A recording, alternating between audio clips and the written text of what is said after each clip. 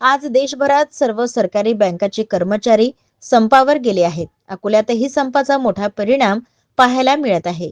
सकाळपासूनच कर्मचारी बँकासमोर वेगवेगळ्या प्रकारे आंदोलन करताना दिसत आहे. United forum of bank unions याने आज संपाची घोषणा केली होती आणि त्यानुसार अकोल्यातील राष्ट्रीयकृत बँकाचे कर्मचारी मोठ्या संख्येने रस्त्यावर उतरले असून टोप्या घालून आणि झेंडे हातात घेऊन निदर्शने करीत आहेत.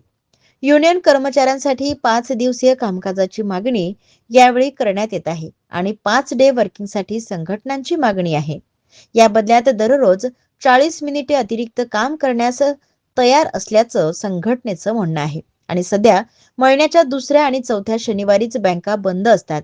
संघटनांची इच्छा आहे की सरकारने आता याची अधिसूचना त्वरित जारी करावी आणि या दरम्यान आजच्या संपाच्या कारणामुळे बँकांमधील रोख व्यवहार आणि चेक क्लिअरन्स सारखी कामे ठप्प झाली आहेत.